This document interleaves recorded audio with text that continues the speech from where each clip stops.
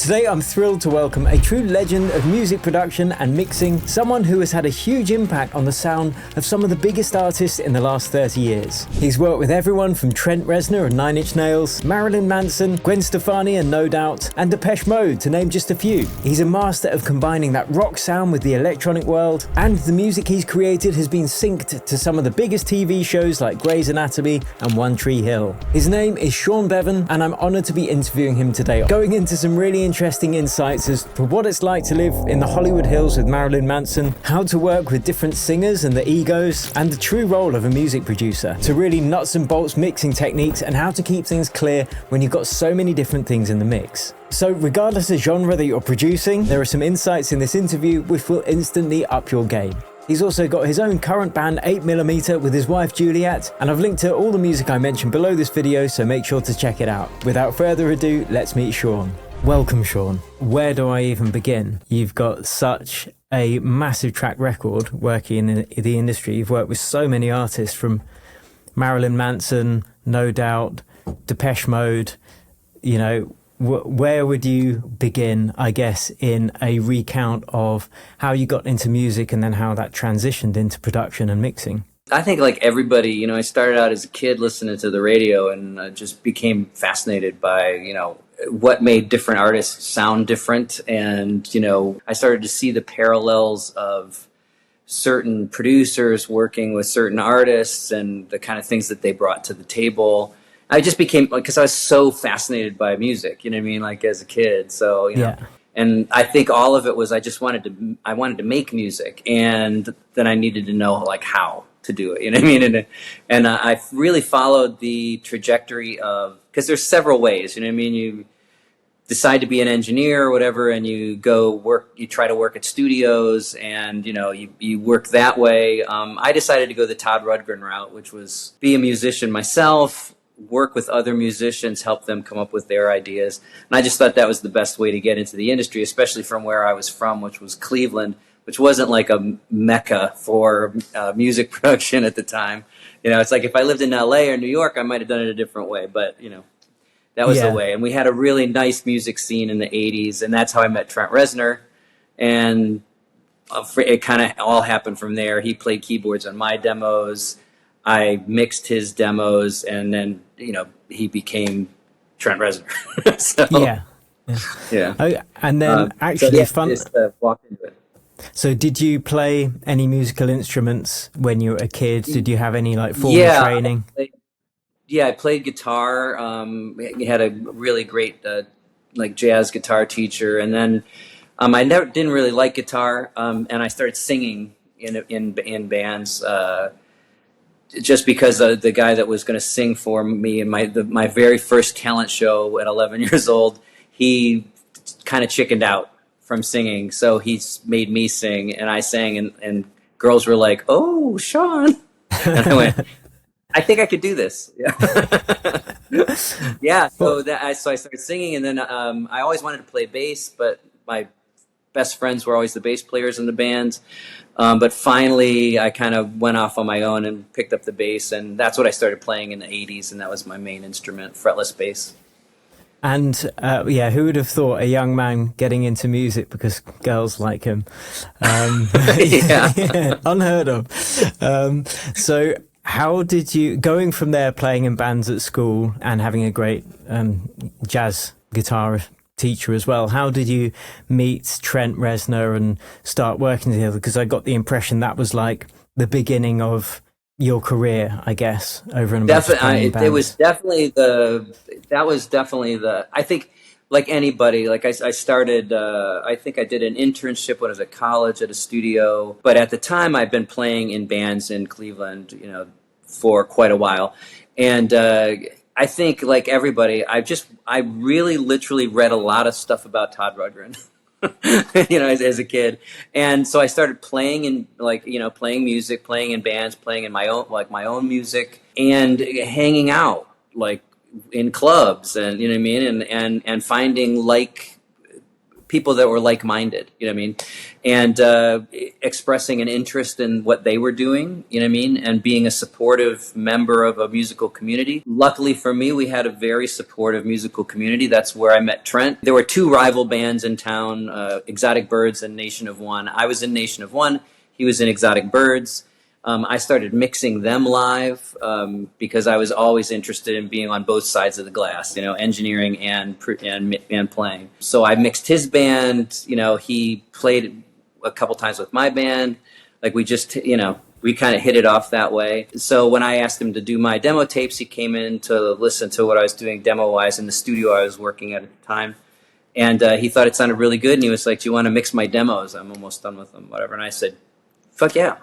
You know what I mean? And so I guess, you know, part of it's like that thing of always being open and not just being tunnel vision on your own thing, but listen to everything that's going on in the community and don't just like, you know, piss at people like, you know, oh, they're not cool or blah, blah, blah. It's like find what's great about something and, you know, expand on that. You know, mixing wise, whenever I do my best mixes, it's when I approach the tracks with the idea of what's great about these tracks and how do I bring that out even more instead of, oh, what's wrong with these tracks? Let me fix the stuff. You know what I mean? Okay, it's like, you know, you're going to end up fixing stuff, but having that mental thing of like, what is great about this? Like, what are the things? It automatically puts your mind to making things better, like in the way of what's great about it, you know, make this even come out more, you know? So you're always, and then that approach always is, you know, what makes the song the best? What makes the, you know, instead of like, oh, I got to fix this. You know what I mean? It already puts you in a down mood. You know what I mean? Yeah. Instead of, freak, the way that snare's working with the kick drum, like I freaking love what they're doing. And now when I have it in the whole mix, I don't hear it as much. Let me do the things to make it so I can really hear that. You know what I mean? Yeah, yeah. And it sounds like that you also did that, not just from a mix perspective, but when you're in competing bands and you're out there in the community and you're like, it sounds to me like you're more picking up what's great about that because then you can bring something in with a positive energy. Exactly. And you know what, and like if you're a creative musical person, like what you would do for maybe your band or whatever is not what you would do for this other band, because you look at them as individuals, you look at them as what they are as a collective, the synergy they create, and then you make your decisions based off of that, right? So something that you would never do on your record, it's the perfect thing to do on this record. You know what I mean? Yeah. And that's what makes it exciting, and it's what makes every day exciting. Instead of like, oh, I'm just using the same minor seventh chord that I always use on everything. You know what I mean? It's like I would never use this chord, but for this band, oh my God, this is that is what it should be doing, you know? And so I love that aspect of it. And I think that's reflected in the diversity of the artists that you've worked with, you know, because when I listen to a lot of the music you work on, I think this is kind of dark and moody and also kind of sizzly and grizzly, but it's also warm and you've got those pop sensibilities in a lot of it as well. So yeah. How has it been to work from artists, you know, as diverse as Guns N' Roses to Depeche Mode to No Doubt? I mean, most people wouldn't kind of clump those all in the same arena, you know? Yeah, I you know, it's funny. I was super lucky in that with working with Nails, I got to work with Flood on the Downward Spiral. And it was like we'd work every day. And then in the mornings, he and I would always go out with like a, you know, big pot of coffee, sit down at a bench overlooking Beverly Hills. And he would like take me through producer school. You know, he's just so generative, like as a guy. And I'm just this like you know, nobody engineer, you know what I mean? And it's like Flood, who, you know, has worked on these amazing records. And one of the things he told me that I really, really liked was that he looks at himself as a taste filter, right? So it's like artists come to him, they know that they like the things that he's done and the artists that he's worked with, and they trust him for his taste. But he wants to, that taste helps him be transparent as well. It's like he felt, you know, because if you put a filter on anything, the filter itself is transparent. You know what I mean? It's just what you do with it. You know what I mean? And that, I think that's what's beautiful about it. And I love that aspect of it. Like, I don't want someone to go like, oh, he worked with No Doubt and now they sound like Nine Inch Nails. Like, that's, you know what I mean? That's no good. You know what I mean? Like, I don't want Guns N' Roses to sound like Marilyn Manson. You know what I mean? Like, I want to bring what my taste brings to that. You know, I want Axel to be able to say to me, you know, hey, what do you think of this? And I'm like, just my honest opinion, you know, like, oh, I think this is really cool. And I would say that this is really cool for you guys. I think this would work great. It might work terrible for somebody else, but it's perfect for you guys, you know, because I also like, I genuinely love all kinds of music. Yeah. You know what I mean? And I definitely try to put in the time, especially when I'm working with other artists and in certain genres. I kind of put in the time of what are the best, you know, examples of this genre, you know, and listen to them and try to and find the thing that's great about it, you know. It's like when you go from No Doubt to Slayer, you know, it's like the mindset change is pretty freaking huge, right? You know, not like I can't sit there and headbang Slayer and be like, yeah, you know what I mean? Like this is great. But it just takes like a day or two of woodshedding that stuff to get back into the mode of it. You know what I mean? And to see what's exciting about it.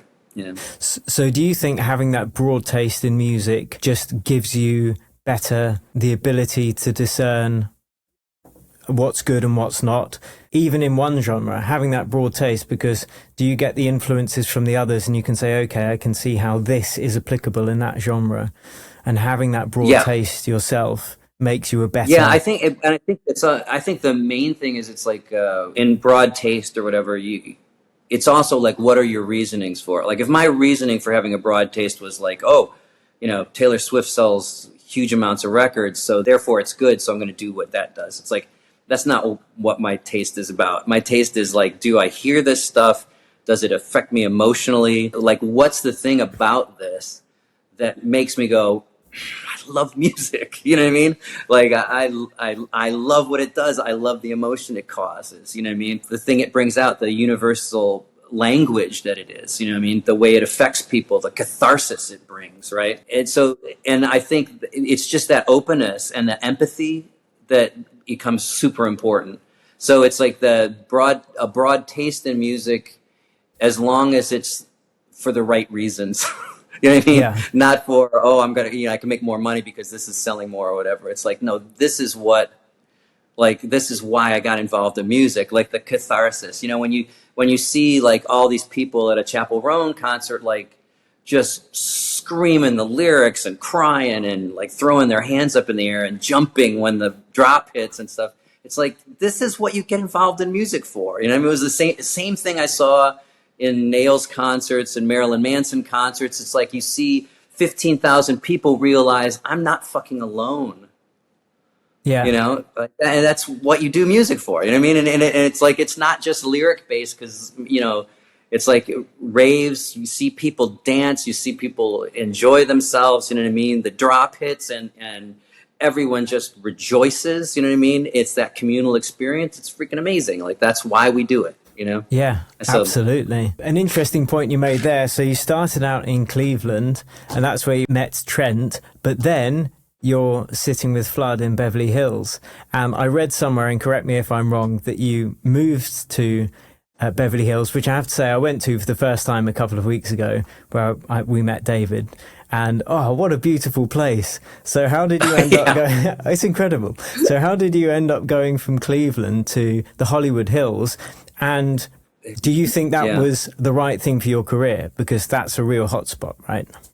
Yeah. So that, for me, I part of like the reason why I moved to Los Angeles and, you know, Beverly Hills was because Trent and I found a house there that was cheap, that was big enough for what we needed for the studio to record Downward Spiral. And then we found out it was the Tate murder house, which is why it was cheap. But it like, we were like, that's a bonus. That's perfect for, perfect for interviews and stuff. Yeah. So that was amazing to be a kid from Cleveland and like, you know, boom, working on a big major label record with a band that's like, you know, at the heights, you know what I mean? Like really coming up, like we'd fought in a van, you know, for months and months and months, and a couple years actually touring, it felt like great, like we proved ourselves, you know what I mean? So it was kind of like becoming, kings of the hill in a way, you know what I mean? But all we cared about was putting our studio together and then making really cool music, Yeah. Which is one of the things that was amazing about having that be like you're coming into the business experience, was working with someone who is concerned mostly about art. Like Trent really never thought about, trying to sell a lot of records or whatever. Like his main thing was he wanted to make art. He wanted to make something that lasts, something that was important. And that sensibility was really cool, mind-numbing hard as well. But it was really like, so I got super lucky there, you know what I mean? And so that thing of moving to Beverly Hills was, eye-opening and, kind of made you go, holy shit, I can't believe this is happening. But it also, fueled the fire to prove it, you know what I mean? Yeah, yeah. And I think, what you've just described about Trent wanting to create art, is that because his music, specifically Nine Inch Nails, was such a big part of my upbringing, I think that's evidenced in how much of an impact it had across the world. In the UK, it was a real big deal. Yeah. Yeah. So we had some great shows at the Town and Country, I remember. Oh, really? Yeah, like, we had some, like, England was awesome to us. Like, our first time there was incredible. And we played at Wembley Stadium with Guns N' Roses. And it was coming off of, we played a gig in Frankfurt. They literally hated us. Like, people were throwing sausages at us and yelling Guns N' Roses. The holding worst up their Frankfurt insult. Guns N' Roses. And Axl didn't show up, which was the best part about the whole thing. It was a huge riot. But we then played Wembley, and it was amazing. The reaction was incredible, and we ended up did a little European tour at that point. We'd never been able to get over there before. Literally, Axl brought us over so that we could tour. You know what I mean? Like get some clubs and stuff, because he was such a fan and such a supporter. You know what I mean? Just really awesome. So that really helped. You know what I mean? But it was so cool. Like, England was so good to us in the beginning. It was just that feeling of like, our people, you know what I mean? Like, you find your people, Yeah, I'd say that's something that England is good for. It's good for music. There's a lot of music there. There's a lot of music that's been generated there, and we love music. Broadly speaking, yeah. And like, it's funny because, like, our favorite artists, my favorite artist, Trent's favorite artists, we're all English. You know what I mean? So it's like, that's where, there are all kinds of, amazing historically artists in the US or whatever, but our definite thing was England. You know what I mean? Like, that's all my favorite stuff. My first record was Pink Floyd's Dark Side of the Moon. It was the first record I bought. You know what I mean? Like, I learned the bass part to Money was the first bass part I learned. So, so like, I just love that stuff. David Bowie was, the huge influence, so yeah. It's interesting to me that an album like Dark Side of the Moon has influenced so many genres of music, because even, I got into progressive house and things like that in the early 90s at the end of the rave scene. And a lot of that stuff was influenced by Dark Side of the Moon as well. Oh, yeah. Anybody that wants to create something that's wholly their world, because it's world building, you know what I mean? And that's like with a lot of BDM, you're like a fantasy fiction writer, you know what I mean? Yeah. Like, it's total world building, it's like you're ensconced usually in your own studio, like a small space with the gear that you've amassed, that you've figured out how to make sounds that are all your own, you know what I mean? And then you make that happen, and you create the emotional lifts and drops and things. It's world building, you know what I mean? And that's one of the things that's amazing about it. And then when you bring it out live, you know what I mean, with all those people there and the light shows and the sound system, sounds incredible. And then you drop that just is your whole soul, and you see everybody go freaking nuts. I mean, it's the best. It's the best. I love music. I love the way it can just change your mood and complete state of being in a split second. There's nothing I know, legal or otherwise, that will have such an instant impact on state of being. Absolutely. Yeah. Absolutely. It's the beauty of it. It's the universal language. It can be all people that don't speak a word to each other, and they all have this freaking amazing experience together, you know?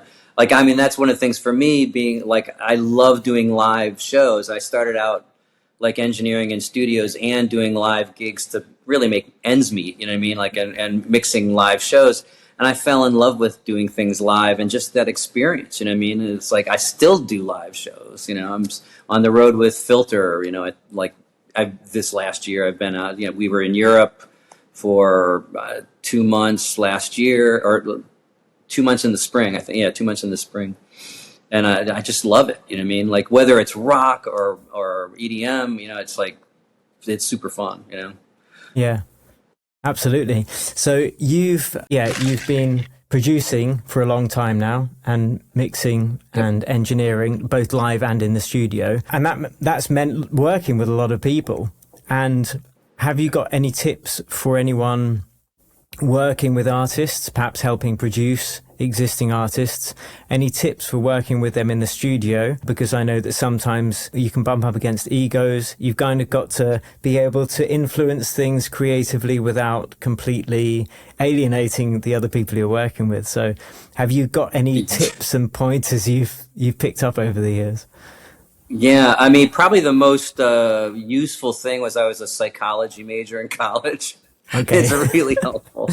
But I mean, and the main part of that is just listening, right? You know, this works for your friendships too and stuff. You know, it's like when someone comes to you with a problem and they start talking about it, you know, and the first thing you want to do is offer solutions. You know what I mean? You want to be helpful. You want to offer solutions. That's like the worst thing to do. It's like, it's not helpful at all.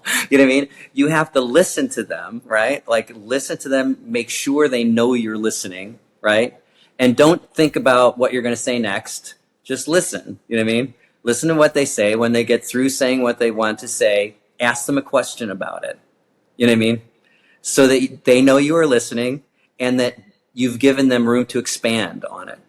And that's what you do with artists too. Like, an artist comes up with a thing, you don't just immediately go like, oh, well, you need to do a blah, blah, blah, blah, blah. You know what I mean? It's not helpful. You know what I mean? Yeah. I mean, it would be expedient, you know what I mean? But it's not as helpful as saying, well, when you're talking about like these kinds of sounds, are you talking about more like electronic things? Are you talking about, do you want to do a hybrid with you know? And let them kind of expand on it. And then the idea is always to help bring their idea to fruition, not your idea, not what you immediately think of, but like really figure out what it is that they want to do.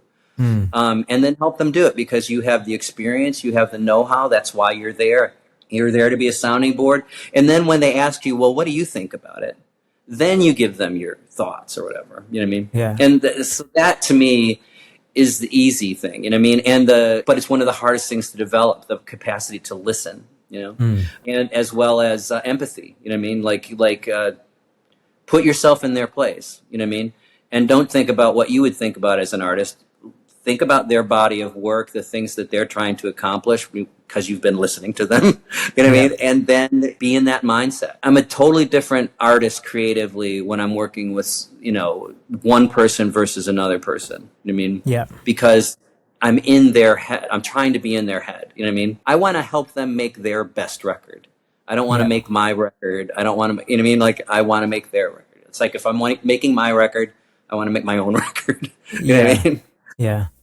Yeah, it sounds like that psychology degree, it came in useful then, because it sounds like you're almost you're almost coaching them to down a path whereby they're coming to conclusions, and that's your role. To help that and that is your role. And it's like, I disagree with producers that are really heavy-handed and kind of authoritarian, you know what I mean? There are times when you have to come down with, you know, to get something moving, or if people are, you know, if they're getting in their own way, you know what I mean? Then you have to kind of say, like, little come to Jesus moments about like, okay, this is where our problems are lying, and here are some obvious solutions for this, or, you know, let's think in this other, you know, idea, whatever. But most of, like, all of it's encouraging. You know, you don't get your best performances out of a vocalist by going sharp, flat, sharp. You know what I mean? Like, it's not going to make it great, you know. But if you tell them to concentrate on, you know, it's like when you're listen to a vocalist and he's not giving you like things emotionally. It's like that thing of, you know, when you're singing this, really think about the story you're telling. Like, what are you trying to convey here? You know what I mean? It's more important than the notes. You know what I mean? I want to feel like you're desperate to tell me this story. I mean, those kinds of things, all of a sudden people start doing things that they weren't doing before, where they were just trying to hit the notes or whatever. They, you know, the in between words, the breath, the gritting of the teeth, that starts to happen, and then you're drawn in, right? You want to, when you're listening to a vocalist sing a song, you want that feeling of like being like, I can't listen to anything, I can't do anything but listen. You know what I mean? This is like, it's like you they grabbed you by your shirt and pulled you into them, you know. And I even say metaphors are great. You know, it's like, just whisper it in my ear, you know, make me believe, you know, and those things are important. And like with players, I think they respond better to that kind of thing than, you know, like, oh, your groove's off here, blah, blah, blah, you know. It's like that, you know, that's not really helpful. You know what I mean? Like, it sounds like you're appealing to the kind of underlying emotion, perhaps the very thing that conceived that those lyrics was the feeling, right? Because it has to come from something. So if they you're helping them tap into that, it sounds like. Yeah, absolutely. I mean, I think that everything's about emotion, really. You know what I mean? Like the whole reason you listen to music is for emotion. You know what I mean? What it does to you emotionally. And it's just getting people back into that presence. Right? Like, because when people are in the studio, you know, like everybody, there's nervousness, there's, you know, the feeling of, you know, oh, if I fuck up, blah, blah, blah, you know, and it's like you want to try to get rid of the fuck up thing. Like, you know what I mean? It's like I tell a singer or a keyboard player or a drummer or whatever, I'm like, okay, you know, like what I want you to do is not be afraid to fuck up. Like, I kind of want you to fuck up because it means you're trying, you're going somewhere, you're kind of like, you know, it's like when you're in an argument with someone, you don't always have the perfect phrase to say. You know what I mean? It's like you don't think of the perfect retort at whatever. You know what I mean? Because you're emotional, because it's bigger than your own what you have language wise, right? You want it to speak beyond that, and that's so important. So it's like, just I want emotion. I want to feel it. Like, we can fix little things if we need to. We can do whatever. And it's like that's not a big thing. I just want you to. I want you to be involved. I want you to be in it. You know what I mean? It's just like every relationship. You want to be in a relationships with people who are interested. You know what I mean? Because that's what fucking makes them interesting. You know what I mean? Yeah. So it's like the more present you are as a musician, the more you're in the moment and not thinking about something else, not thinking about being perfect or blah, blah, blah. That's when you do the good stuff, you know? Yeah. I mean, as a kind of parallel for me making my from when I've been in bands as well, but making my YouTube videos currently, without fail, the ones where I get the best comments and the best engagement is where I'm just I don't care, and I'm just feeling it, and I start acting silly and I start dancing, and people like an authentic expression, I guess.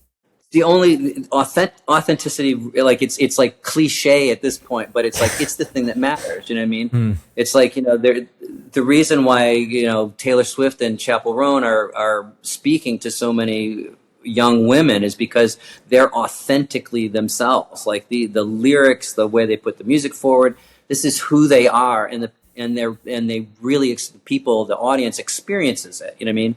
That's what they care about. You know what I mean? And so it's like, you know, anything you can do to show yourself personality-wise, you know what I mean? You might suck, and you might be, you know what I mean? You might be someone that no one really gets into or whatever, but no one's really going to get into you if you're not yourself, you know what I mean? Yeah. If you're not who you are, you know? And so you have to take that chance. You know what I mean? You have to put yourself out there, you know? Yeah. So once you've kind of collated the raw materials, you've got the singers or the bands to express themselves authentically, you've got it down on tape or in the computer, getting technical, you've mixed a lot of music. Have there been any particular game-changing things that you've been like, now I've learnt this technically, this is making my mixes way better? Have you got any? Yeah. There are a couple things. Like, one is mix bus compression. freaking game changer. And that's one of the things I'm really happy that things like YouTube are amazing, like, and people are imparting this information that used to be so freaking hard to get, you know what I mean? But it's like the idea of mixed bus compression I got pretty much from Alan Moulder when I was mixing with Downward Spiral and stuff. And the way he used the bus compression started to really make sense to me, and it appealed to my psychology background, and I was a teaching assistant in hearing and speech sciences too. And it came down to the things that Trent used to say to me, which was like, Sean, figure out how to make something sound loud even when it's quiet. Right. And it seems like impossible, you know what I mean? But that's what bus compression does, right? Because it mimics, say, like a guy's playing drums in a room, right? And you're outside the room and you're listening to it. And then you come into the room and the way it just sounds so fucking loud. And you're like, and you're like, oh, and what's happening is the ossicles in your ear are tightening up. You know what I mean? It's creating physical compression, right? Right. So when you're with the bus compression, you're creating that same kind of physical compression and release, right, that your ears do when they're in a room with something loud. But that action, when you create that with the bus compression, when you turn the mix down, you're still hearing the compression and release, right? Like subtly or whatever, but it's like, so it still sounds like it's loud because your brain is going, well, it's doing the thing that it does when it's loud. You know what I mean?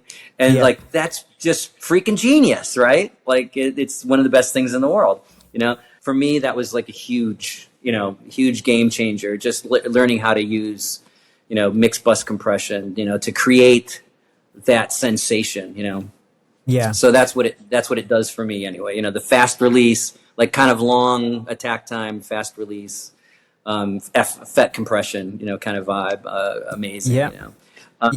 For me, a little harmonic distortion in the third harmonic for vocals that is imparted pretty much by Neve, like the old Neve 1073s. They have that little bit of harmonic excitement that happens up there, and that's why everybody loves them on vocals. You know what I mean? So if anything you can do to increase the third harmonic, like distortion, like a little bit of saturation in that area, all of a sudden you get like an excitement and a feeling of like getting the singer to really think about what they're singing and feel it.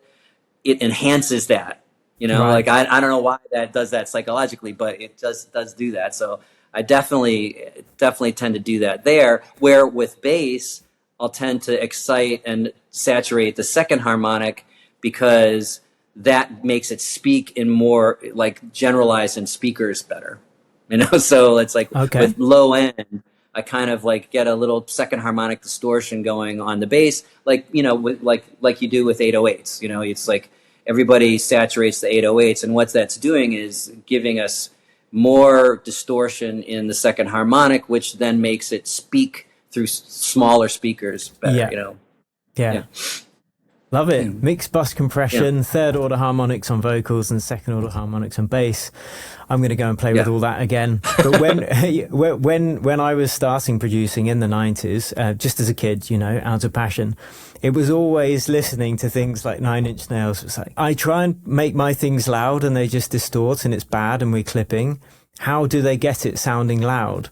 And it was from stuff like that. So that's really, yes. Oh yeah, really for good. sure. And, especially with the industrial music at that time too, like we were experimenting with how to get, what we realized pretty early on was, we've been listening to, stuff like Coil and Hula and bands like that, Skinny Puppy and Ministry, and we're like, how are they doing this? We want to start distorting everything because we both, like, Trent came from the 80s, like Depeche Mode, that kind of stuff. Yaz kind of thing. And I came from a more rock background, but it was all like 80s rock, like super clean, super, like everything was super clean.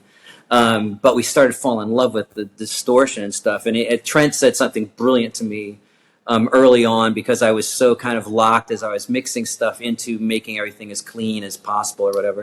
And he was like, Sean, sometimes things have to sound shitty in order for them to sound great. and it's like, and it was like, oh, that's one of the revelations, right? It's like have the stuff in your verse like like smaller frequency range wise, maybe a little distorted and crapped out, and then bam, open up the frequency range when the chorus hits, and all of a sudden it's much huger. And even though you haven't really changed volumes, you've changed dynamic immensely. You know what I mean? So that was like a huge eye-opening thing for me. And so that's when we started thinking about, well, how do we, have a distorted bass, a distorted guitar, a distorted keyboard, a distorted vocal, a distorted drum set. Like, how do we do that and not just make it a blur? You know what I mean? Yeah. And it's like, yeah, well, if you just put like a MXR distortion plus on the vocal, on the bass, on the guitar, it's going to suck because it's all going to be the same, right? You realize that's why you use different microphones. That's why you use different preamps. It's like, so we started like stressing out different pieces of gear. It's like, we only, it's like, okay, on this song, I'm going to distort the vocal running Uri LA3s in a row to each, just turn them up all the way into each other and put a gate in between each one. That's going to be the vocal distortion, right? But the distortion on the bass is because I ran it through a PV filter and did it too loud through the filter. So whatever that thing does when it's stressed, is the sound that it's going to be for this thing. You know what I mean? And so we just always would have a different chain of things to put it through to make the waves of distortion able to sit in their own space. Yeah. You know what I mean? So that was a huge deal where you realize, oh, that's what you need to do. It's also the same as using, like, if you're putting, 5K on a vocal to get more clarity, it's like you don't want to put 5K on the guitar. You know what I mean? You don't want, it's like you bump different frequency ranges so that things get their own place, Yeah. Yeah. So it's same idea. Two big takeaways I got from that then was, one, if everything's loud all the time, then nothing really sounds loud. So it's kind of contrast and comparison. And the other is the way to get loads of things distorted is to have that different tonal distortion on various things. So they've all got their own pocket and work together. Yes. Yeah, those were the perfect takeaways, because that was a huge deal. It's like, if you just make everything sound like the end of a heavy metal song, it's like, then it's nothing's going to sound heavy. Yeah. You know what I mean? Like if it starts out heavy and stays heavy the whole time. I mean, it's one of the things that drives me crazy about the Foo Fighters. It's like, it's high energy shit, but it just stays there. So it loses energy. You know what I mean? Like, where if he had like a moment where he obviously, because I love Dave, you know what I mean? And it's like, but if he did a little more Pixies, bring it down to make it explode. You know what I mean? Like, that, to me, that's what everything is. It's like, you have to bring it down. It's like, a book isn't the climax through the whole thing. You know what I mean? Like, yeah, you have to have an exposition. You have to have, different things happen. The hero has to fail at a place, you know what I mean? It's a story, in order right? for him to rise up, and you know what I mean? Like that. Everything. It's funny. Any kind of art you learn is applicable to music, right? You know what I mean? Like your shows can be the same as like a novel. You know what I mean? Think of your shows as a novel and how you create that kind of dynamic and tension and rise and fall. And, it's like they're all the same. It's why you can take a great song and play it under a great scene, and it just seems like they always work, like they were made together. You know what I mean? Because great art follows the same patterns, Yeah, that hero's journey, if you will. Yeah. So, given those kind of real breakthrough plateau smasher mixing tips or production tips, is there anything that you see producers doing over and above, not perhaps having that dynamic story throughout? Is there anything that you see, perhaps beginner producers or not super skilled ones, that you think, okay, everyone makes this mistake and you shouldn't do it because it's rubbish? Let's see. There's so many mistakes. I like I think a lot of it to me is like thinking about the drums as individual instruments and not as a whole thing. Okay. You know what I mean? Like it's like you can get all these like, ooh, I love this kick sound, I love this snare sound, I love this hi-hat, I love this blah blah blah, and you put it together and it just sounds like it's 5 different people playing or whatever, 6 different people playing it, and it doesn't have that cohesive thing. So you have to do, the main thing is absolutely do that. Create those sounds, get a snare sound you like, blah blah blah. But then the main thing is put it all together and work it so that it all sounds like it's working. They're all working together. You know what I mean? Like that's, I think, the big thing, and it's the way you listen. Like it's just like mixing. I mean, the big mistake in mixing is solo each instrument and do your carving, do your effects on it, blah blah blah, and then put it all together. It's like it's going to take you a million times longer to mix than it does if you make a rough mix. You know what I mean? Of everything, put it all together and start listening to the way it all works together. And then listen about how can you make these things work better together? What's masking what? What's, why am I not getting the power and punch out of this? It's like, if I'm not getting power and punch out of the guitar, it's like, oh, well, have I scooped low end out of the guitars? You know what I mean? Or have I scooped low end out of the, it's like, if you want bass to come out, it's like, take some low end out of some stuff. If you have piano, it's like, oh, wow, there's a lot of information in like 80 to 100 hertz in the piano, which is unnecessary. It's like low cut that to like 250 hertz, you know what I mean? Yeah. And then all of a sudden your bass starts to jump out, The worst, I mean, the other thing that's important is to think about the physical reality of things, right? The least efficient thing in your entire mix setup are the speakers. They're only like 25% efficient. So if you're sending them a bunch of information, it's like, especially in the low end, you send a bunch of information, the speakers are just going to be like, oh, what do I concentrate on here? You know what I mean? Like, what am I supposed to do? It's like, if you want that kick to, to really extrude, air, it's like, you got to clear out the stuff that's making the speaker go, whoa, Yeah. It's like the speaker should be like, oh, I'm pretty calm here. And kick drum, boom, boom, boom, instead of, because it's going to be wobbly. You know what I mean? And that's the thing. You're masking things that way, and especially in low end, it's like if you don't have a low cut on every channel, scoop to what you do, take away anything you don't really need. You know what I mean? It's like that is killing your mix right there. You know what I mean? Like it's not. Once you start taking that stuff away, boom! All of a sudden you get power and punch out of things. So like to me as a mixer, that was one of the best things I ever learned. I was working at this studio Beechwood in back in Cleveland in like 1983 or 84, and Dale Peters, from the bass player from the James Gang, was like, I'm going to let you in on a secret. He goes, put a low cut on everything except the bass and the kick drum. Goes, and at that, your mixes are going to be 1,000 times better just from that. And it was like, wow. Once you start doing it, it's like, this is amazing, and then you can start doing from the top end as well. Like, it's like, I don't need 10K there because, it really doesn't need it. You know what I mean? Like, boom, roll off some of that high end, have things concentrate where they need to concentrate. Yeah, that was a game changer for me as well. But is there any particular order that you approach these different sounds in? Because you get a track, oh, okay, there's 80 different tracks on here. I need to somehow make sense of this. Where do I start? My starting point usually is I get all the tracks and I immediately turn everything down by like 8 dB.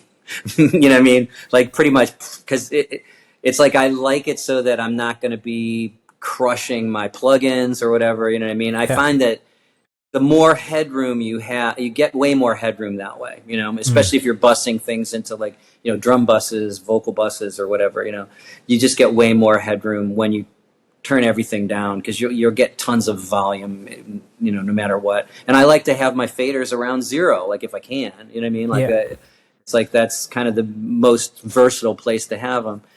So I tend to I do a lot of gain work.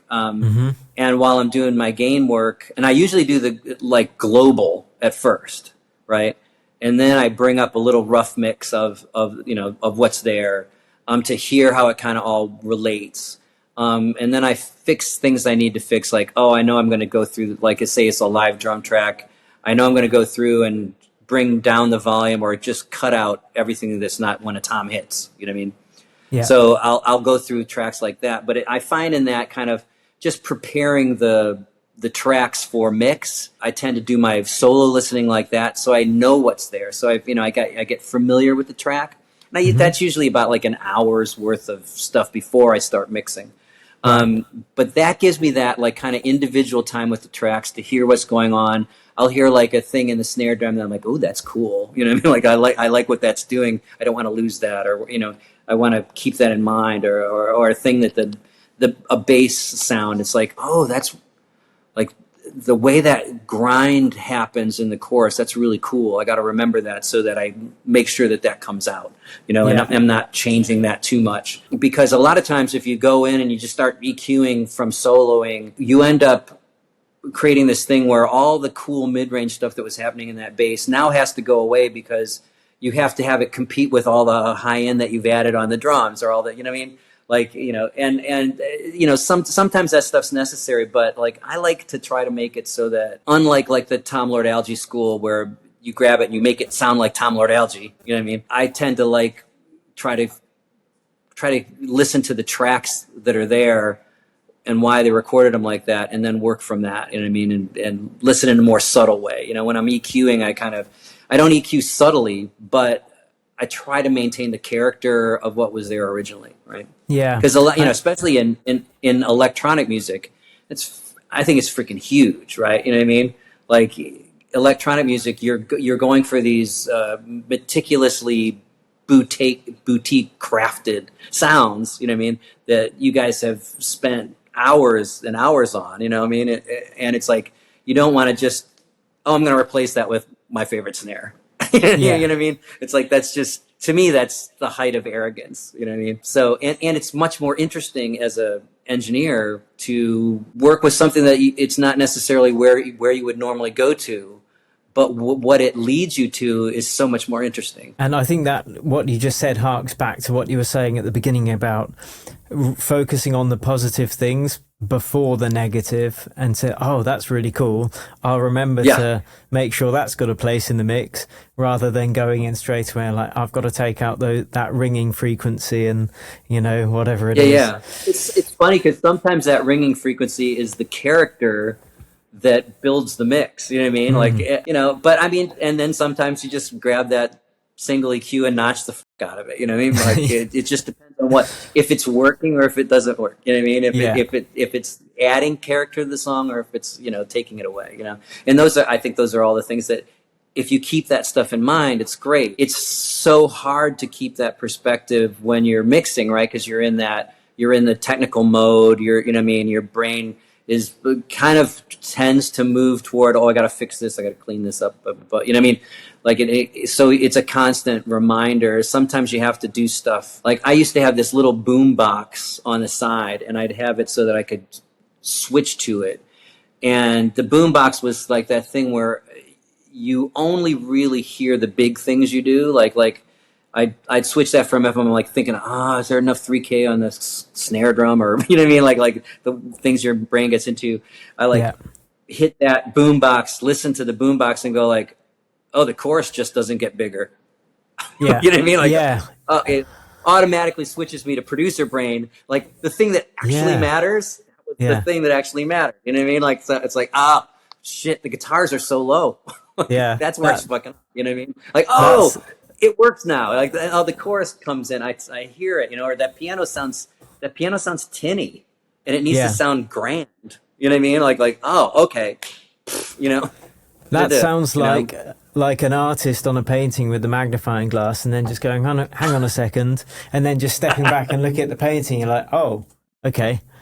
I didn't need to be working on that tiny little shine there. It's the whole composition. Yeah, that's really cool. That landscape looks like a horse. Yeah, that's it. Yeah.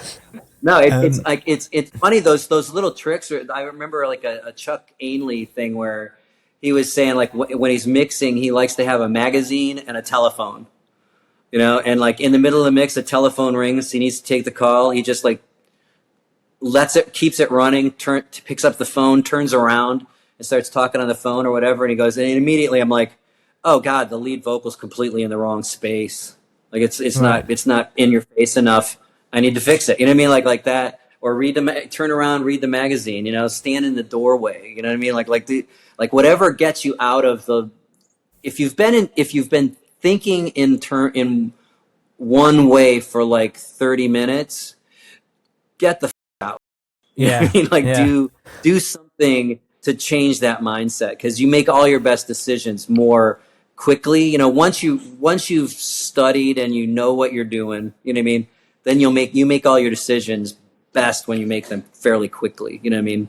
It's like Steve Albini says, you know, it takes me more than 4 hours to mix something, you know, kill me, whatever. You know what I mean? Right. Like, I think that's a valid point. You know? But you touched on something there which illustrates the different stages one has in a career, which is when you've got the skills, when you've got a base level of, okay, I can make something sound pretty good.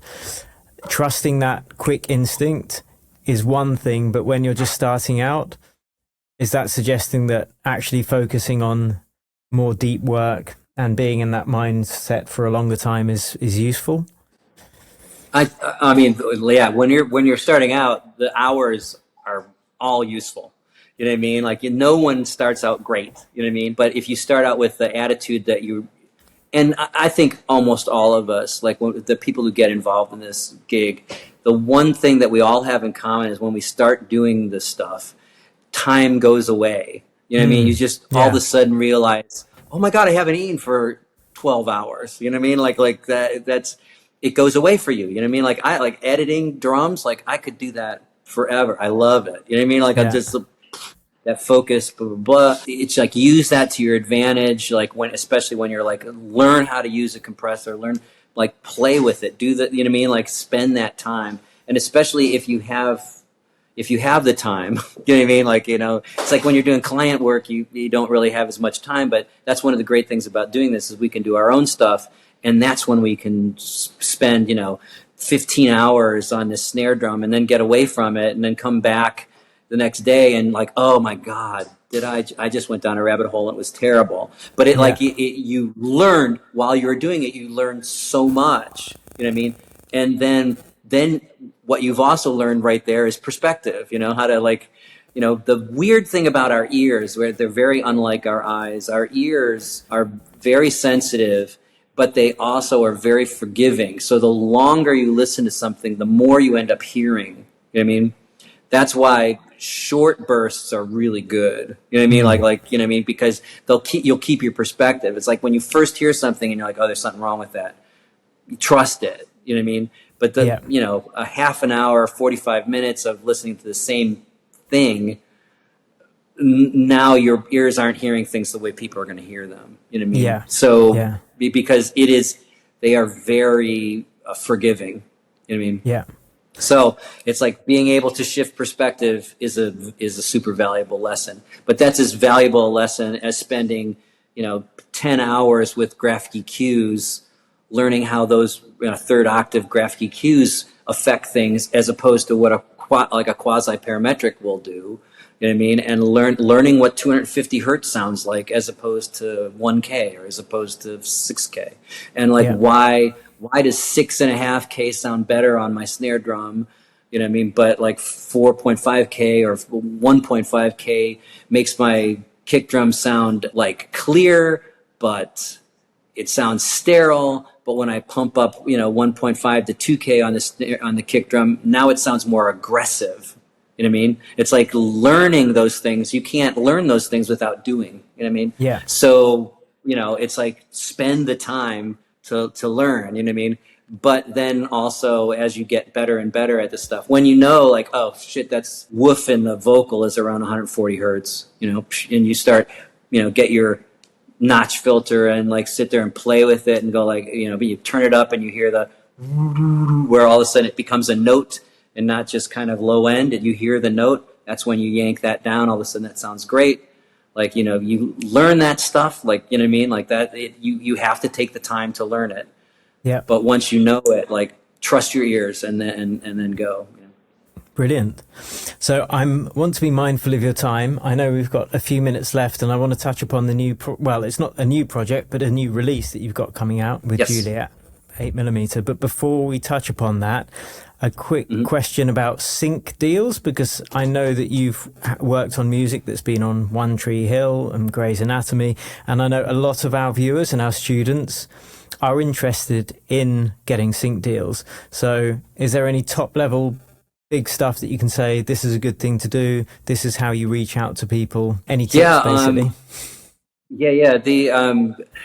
Like sync agents are notoriously difficult to get involved with. They are very, very picky, and it's understandable because it's literally like people go to them because of their taste. So like if you're not the right fit for them, move on, go to someone else. And I mean, and definitely hit several. But I would also, when you're looking for sync agents to approach, look at their stuff and have an honest look at your own work. If you would think that the guy that picked these songs for these shows, if he would listen to your stuff and think that that was kind of his vibe as well. You know what I mean? I think that's a certain thing. And if you're really interested in syncs and you're like, I want to do stuff like this because I want to affect people emotionally to picture, you know what I mean? Like I think that that's an important thing. And that's like Juliet and I, when we started 8mm, that was pretty much what we were doing. We were watching TV shows and stuff, and we were kind of uninterested in radio at the time. Like it just wasn't interesting to us what was going on, but what was going on in the sync world was like, we liked the emotions it was capturing and blah, blah, blah. So it seemed honest to us that we would do stuff like this. And we just started writing with the idea that I think a person would want to put this in a show, would want to put this in and Juliet always looked at things like her lyrics are always kind of mini movies in her head, you know what I mean?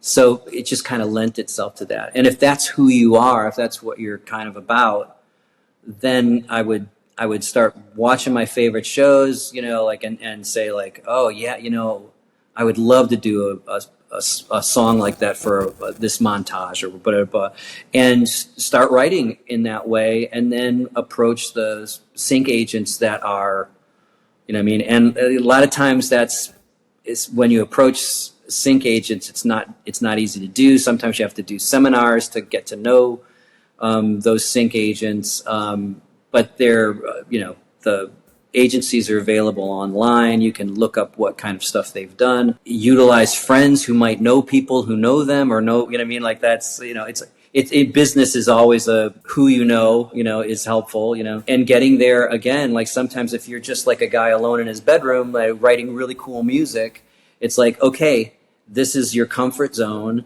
but get out of your comfort zone. You know what I mean? Mm-hmm. Like go engage with the world. Get to go to see bands that are like you. Go to see movies that are like you. If and become friends with people who are like independent film directors at colleges, or like there's community colleges where there are film classes and stuff like that, and just like go to that college and put up a notice on the board and say, hey, I'm really interested in doing music for scoring or blah, blah, blah.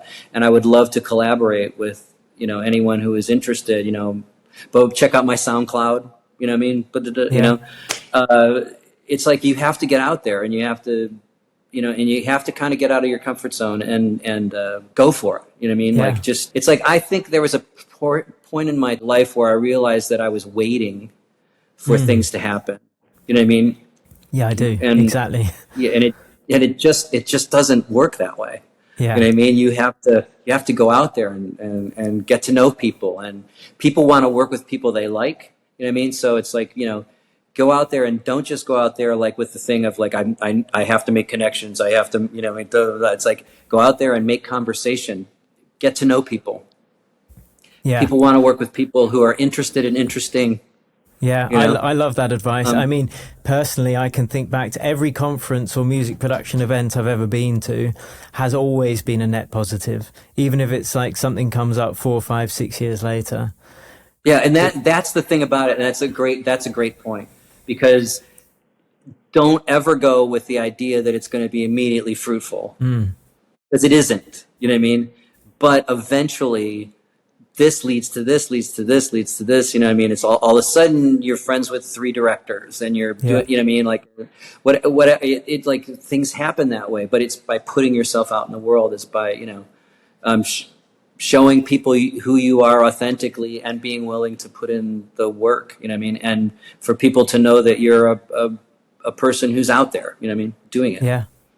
So with regards to 8mm, which is your collaboration with your wife Juliet, I had a listen to some of your older tracks as well, which I really enjoyed, and my wife loves that kind of trip hop music as well. But you've got a new single and album coming out, Black Cat.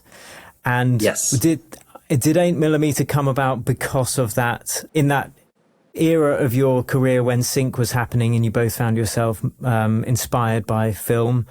And tell us a bit about Black Cat, if you will, and where people can listen to it. I was producing this band Kill Hannah on their debut record on for Never and Ever. And the last day of production, we had the A&R guy, John Rubely, came in and he was like, I really want female vocals on these 2 singles. And it was like literally I was packing up and like sending stuff out to be mixed by Tim Palmer. And I was like, okay, and I like go through my Rolodex and I'm looking for female vocalists, and like literally no one was available at the time, you know. And so my wife came in because we were all going to go out to lunch for the last time, and like, you know, because it was a real family kind of feeling, you know. I mean, everybody loved each other, and I just looked at my wife and I said, "Hey, come here for a minute," and brought her into the studio where there's a microphone sitting there. And I'm like, "Hey, could you like try to do this and that," you know, like she did a couple Marilyn Monroe samples and like kind of just mimicked the voice and blah, blah, blah. And that went really, really well. And then I was like, hey, try singing this part. Now, we'd been married for 7 years and I'd never heard her sing ever. You know what I mean? Like, yeah. But she was just this person. She's from New Orleans. She's got to be able to sing, right? Yeah. So like, and so she sees, we go into the studio, Critter, my engineer, and I like, you know, sat down, Critter presses record. She starts singing. We both went like, oh my God, I love her voice. So it was that moment where it's like, we have to start writing something together, see if it works, you know? And when we started writing together, that was what was mainly, since most of the time we were, you know, we'd watch movies together and stuff. We loved those, you know, movies and stuff. And so it just was kind of natural that was the kind of music we started writing, was this idea of like writing for TV and film.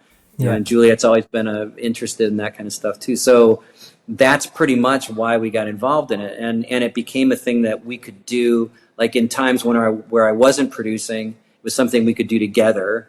Because most of the time I was in a studio for like, you know, 12 hours a day, you know, saw her for like dinner or whatever, you know what I mean? But this gave us something to do together that was really, really, really fun. And this new record, we've expanded the band into Juliet and I and Johnny Radke, who was the guitar player for Kill Hannah at the time. We've maintained friendships forever, and he and I are actually working Filter together, the band Filter. And so we started writing over the COVID period and just passing things back and forth, and just came up with this record that we just all truly freaking love, you know. And it's kind of it harkens back to the earlier trip hop stuff, but it's definitely more electronically influenced as well. It came out a month ago, I think like a month ago. We're still working singles on it and stuff, so it's like on Instagram, you know, 8mm Official is the band title and stuff. And I love the music. It's so interesting, and the way we put things together live. Like we have a real drummer playing, but the drums are all triggered, and they're all the exact sounds from the record, because I wanted to see if it could be done, and it's amazing. Excellent. Well, we'll link to the record and your Instagram, of course, below this video as well. And great. For anyone who really wants to hear a masterclass in music production, check it out. Like, there's no other way to say it, really. Sean, thank you so much for your time. This has been an absolute pleasure, and I really appreciate it. And I'm going to go and check out your entire back catalogue after this. Thanks for this great time, Will. Thanks again, Sean. Thanks, man. See ya. All right. Bye. Talk to you, man.